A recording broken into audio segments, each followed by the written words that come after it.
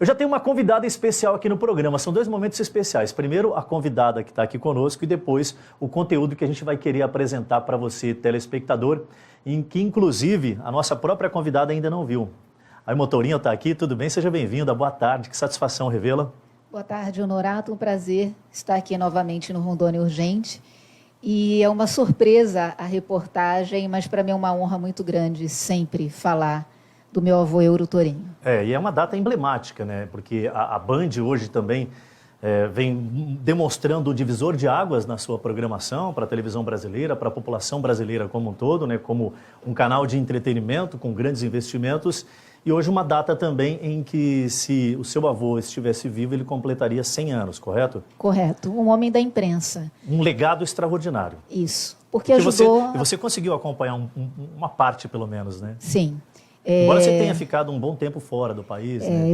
Na verdade, eu fiquei, minha parte quase toda acadêmica foi em São Paulo, mas quando eu retornei, isso já tem mais de 20 anos, eu grudei no meu avô. Vou tentar resgatar cada segundinho daquele que eu estive longe. Tempo perdido, exatamente. E eu ia a todos os eventos com ele que eu podia, ou ele ia comigo, vários eventos da magistratura, eu o arrastava, porque ele tinha muito orgulho e muito respeito pelas instituições. Quando nós debatíamos toda essa questão de democracia, ele falava algo que eu nunca vou esquecer. As pessoas passam, mas as instituições permanecem, e é elas que têm que ser muito fortalecidas. Olha, eu nunca tive assim, um depoimento tão forte e tão esclarecedor acerca desse ponto de vista. Eu tenho um pensamento muito parecido, mas eu não conseguia me expressar com tanta clareza quanto é essa frase usada agora, que é de autoria do Euro, né? Ele que usava essa terminologia para deixar bem claro a importância das instituições, que nós estamos na instituição, nós não somos a instituição, né? Perfeito. E tem jornalista que acha que é mais do que a instituição. Esse é um assunto que a gente não vai entrar nele agora. A senhora permite um minutinho, eu preciso fazer uma pausa rápida.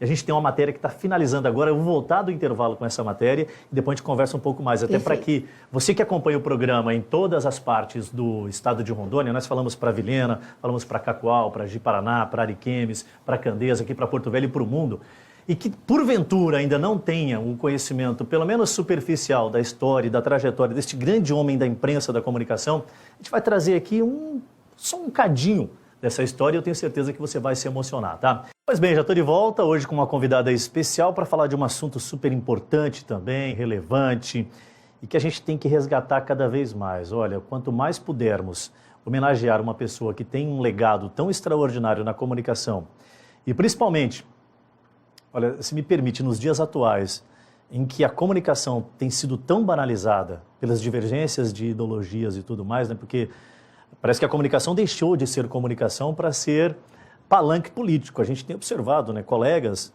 da área da comunicação que vão para assuntos dos mais diversos e que acabam perdendo a essência do que é, né? Nós temos um papel importante na sociedade, na condição de compartilharmos informações. As opiniões são tidas, né, e obtidas e são criadas a partir do momento em que levamos a informação para a população.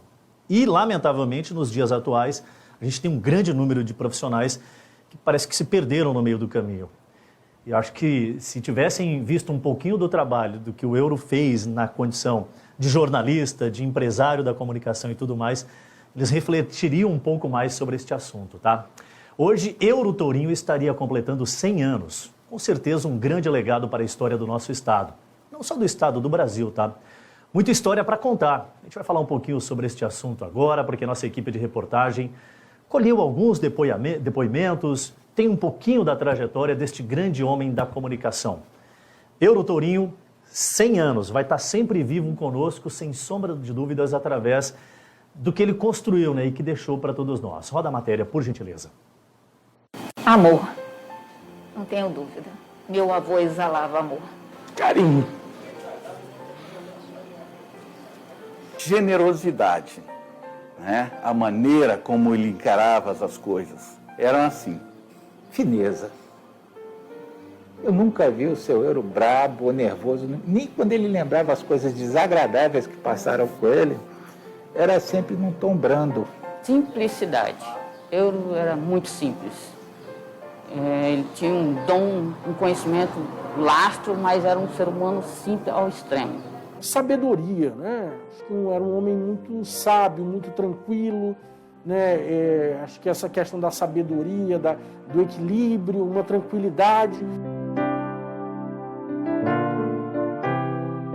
Essas são algumas de muitas qualidades do jornalista Euro Tourinho, que hoje, dia 17 de janeiro, completaria 100 anos de idade, uma trajetória de vida marcante, regada por conhecimentos e experiências que ensinaram aqueles que tiveram a oportunidade de conviver com um dos maiores jornalistas do Brasil. Sempre demonstrou muita generosidade nos atos, né? Era uma pessoa, como se diz, né? Boa, um bom ouvinte.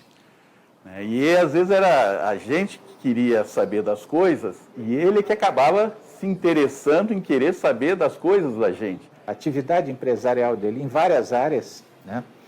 E a participação política nele deu a ele um certo protagonismo, né?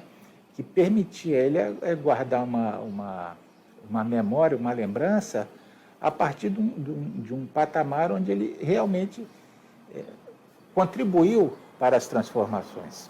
Alguns puderam contemplar e prestigiar a presença do jornalista em momentos de descontração.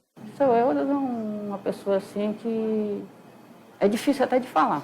Ele era incansável por conhecimento. E isso para a gente era muito gratificante, porque com todo o conhecimento que tinha, tu via o quanto ele era humilde em busca de mais conhecimento. Ele, juntamente com o seu irmão, o Luiz Tourinho, né, vão encabeçar esse processo por intermédio do Alto Madeira, né, esse jornal centenário que fazia parte dos diários associados, né, de Assis Chateaubriand, e tiveram um papel decisivo na formação de Rondônia, tanto no antigo território federal, quanto posteriormente na construção do Estado. Então é muito gratificante falar e relembrar o que Euro Tourinho representa para Rondônia. Euro Tourinho nasceu em 1922 no Mato Grosso, região de Corumbá, e em 1932 se mudou com os pais para Rondônia, ainda criança, aos 10 anos.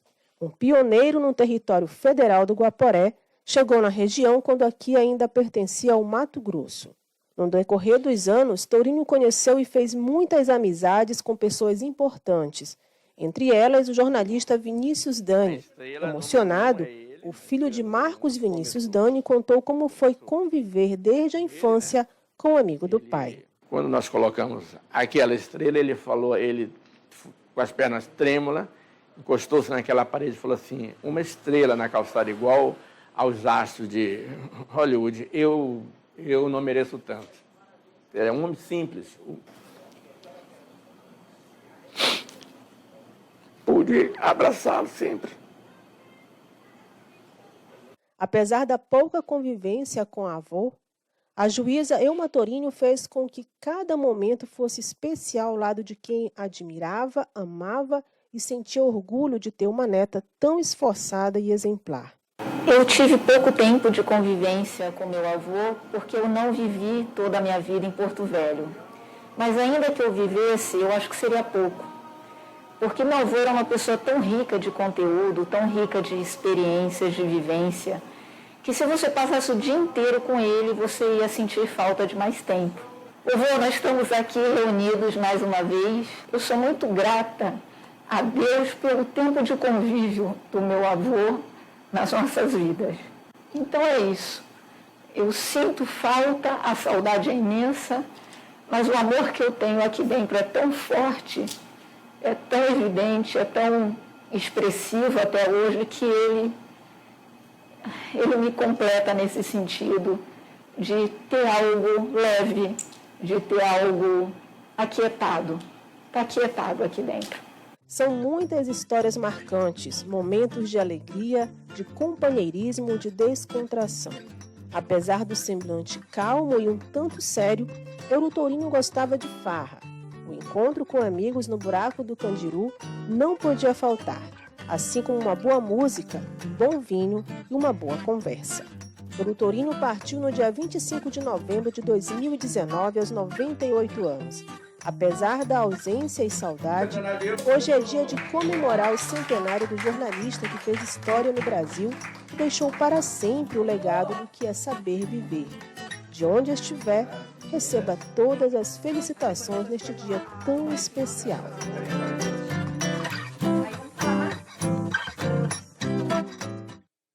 Emocionante demais, né, Elma? Tinha visto a matéria ainda não, né? A quantidade de mensagens que eu recebi hoje de jornalistas.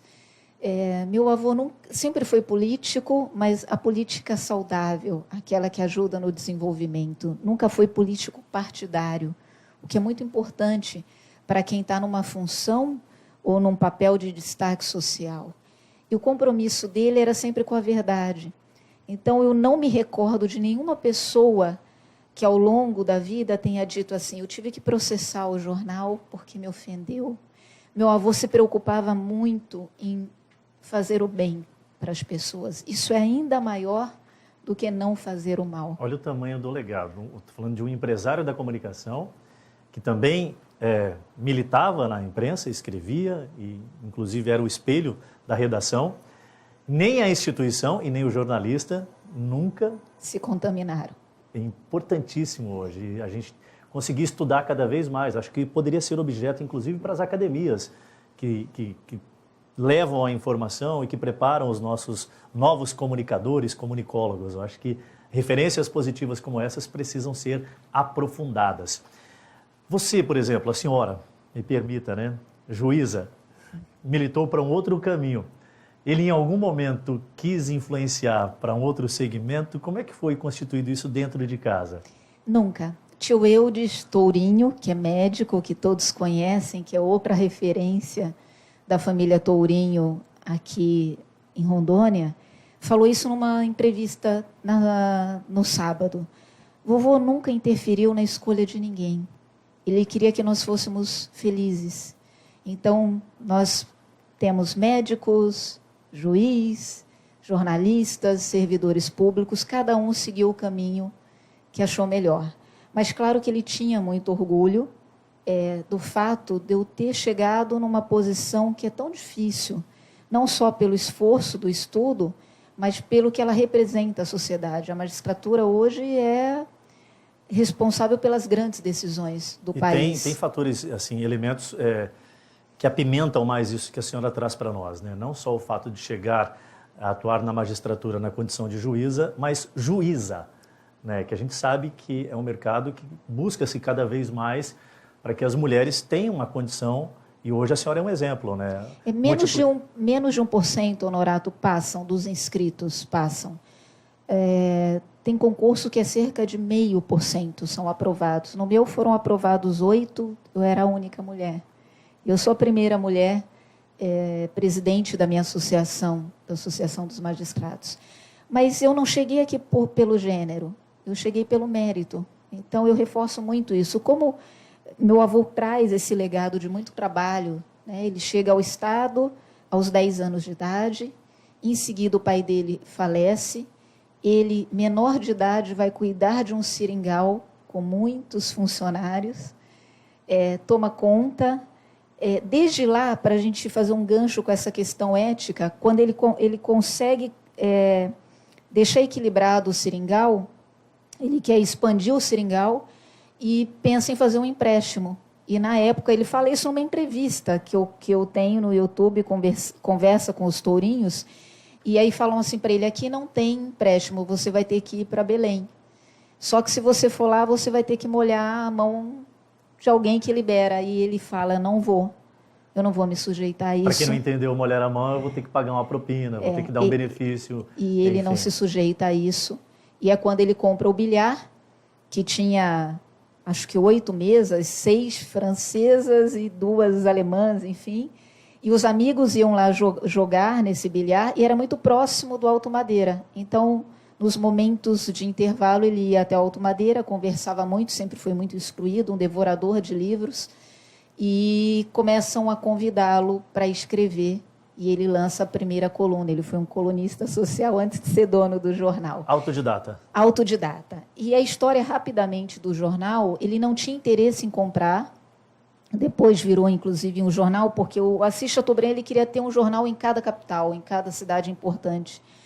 E meu avô não tinha interesse em ser dono do jornal. Ele escrevia porque aquilo era um prazer para ele.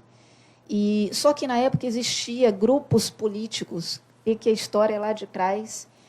Ele até fala assim, ele fala, olha, eu sou muito amigo da Ieda, adoro a Ieda nem gosta quando eu falo isso, mas a Ieda era parente do Aloysio Ferreira, e o Aloysio Ferreira era conhecido na época como um mão de ferro, alguém autoritário.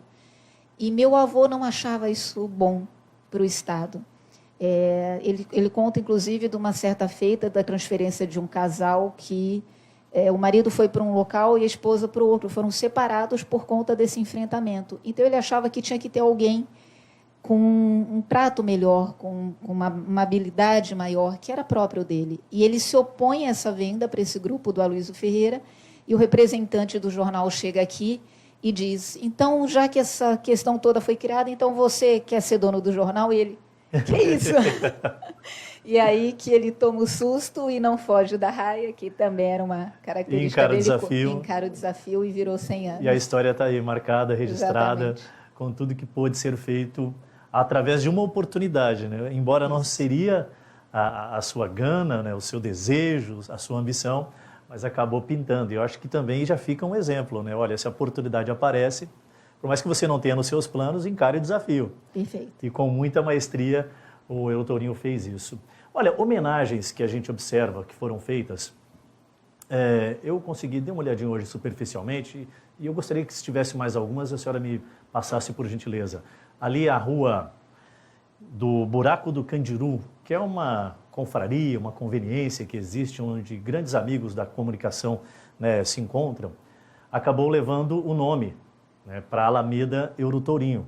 Isso foi parte do município, alguns políticos da região, é claro que incentivados pelos amigos, né, que sabem da trajetória dele. Tem mais alguma outra homenagem do poder público esclarecida assim para a população? Meu avô recebeu inúmeros títulos, honrarias, medalhas, a ponto de uma das entrevistas eu falar para ele que eu tinha 4 medalhas. 4 medalhas. 4 medalhas. E bem satisfeita, né? Muito satisfeita, porque imagine, né? Às vezes você passa a sua vida inteira e não é homenageado por alguém, e você recebeu uma medalha, por exemplo, do mérito legislativo na Câmara, é uma honra muito grande para qualquer membro da nossa família. Até porque é uma instituição que representa a população do município, né? Claro, são representantes do povo. Claro, tem o do governador Jorge Teixeira também, enfim. Aliás, ele era muito amigo do governador, nós fazendo essa busca pelo centenário, achamos várias fotos dele juntos. E aí eu falei, vô, quantas medalhas você tem? Isso numa entrevista, também está gravada. Aí ele falou assim, mais de 100. Vô, mais de 100, vô. Vamos então pegar essas medalhas e colocar no senhor. E eu comecei a colocar nele, mas ele era muito magrinho e de repente ele começou a tombar. E eu falei, vô, precisa tirar suas medalhas. Ou seja, ele não dava conta de ter. Ele faleceu como eu acho que qualquer pessoa gostaria de falecer. Cercado de amigos, muito lúcido, muito amado. Ele parou de dirigir, por exemplo, porque nós não deixamos, nós Mas achávamos... por ele continuaria? Ele tinha carteira, na idade dele, são 3 anos, né, a validade. Na última vez que ele foi fazer o teste, o médico ligou para o tio Eudes e falou, Eudes, você quer que eu reprove? Seu pai é impossível. Ele chegou aqui e fez uma flexão. Meu avô o médico perguntou a ele sobre exercício, e ele falou assim, não, eu continuo fazendo todas as manhãs, quando acordo no quintal da minha própria casa, fez uma flexão. E aí, estou aprovada? E não usava óculos. O meu está aqui. Eu trouxe, caso você me demandasse algo que eu precisava ler, mas ele não usava. Aquilo é uma graça no início, às vezes, para algo mais menorzinho, mas não usava óculos. Pode ver que ele não tinha necessidade. Então, ele faleceu com 97, quase 98, mas amado, que eu acho que é o que todo mundo gostaria de ser ao longo da vida, e com esse legado, que não é um legado só da família Tourinho, é um legado de Rondônia, porque ele fez parte da construção da história. Consequentemente, eu acho que do Brasil são raríssimos os personagens que construíram uma história tão emblemática quanto a que o nosso nobre e saudoso jornalista, eterno jornalista, Eutourinho construiu aqui. Doutora, eu agradeço pela vinda. A gente poderia continuar conversando aqui, porque uma história dessa rende programas e programas, mas eu espero que assim vocês tenham entendido. A proposta é que a gente consiga manter vivo sempre dentro de nós e resgatar as pessoas que trabalham na comunicação ou que não trabalham na comunicação, mas que entendam que temos alguns expoentes aqui. E o Euron está dentro deste contexto. Inclusive, vocês têm um canal na internet que tem bastante histórias, né? Quem quiser se aprofundar um pouco mais, né? Esse Conversa com os Tourinhos, eu fiz vários vídeos, acho que são mais de 40, e tem as conversas sobre tudo, sobre como surgiu a BR, como surgiu o jornal. O Almino Afonso está aí, que foi ministro. Que tem uma outra história também sensacional outra... na despedida do Euro, que pode ser contada em algum outro momento. Isso. Então tá. São várias histórias. Elma Tourinho, juíza, neta do nosso saudosíssimo Euro Tourinho. Muito obrigado pela vinda. Obrigada. Parabéns. E assim, acho que a gente vai, todos os anos seria importante a gente criar uma data emblemática para não deixar morrer também nas nossas memórias. Muito obrigado. Obrigada a vocês. Sucesso com o novo programa do Faustão. Parabéns pelo jornalismo que vocês fazem. É sempre um prazer estar aqui. Muito bem, obrigado pela vinda.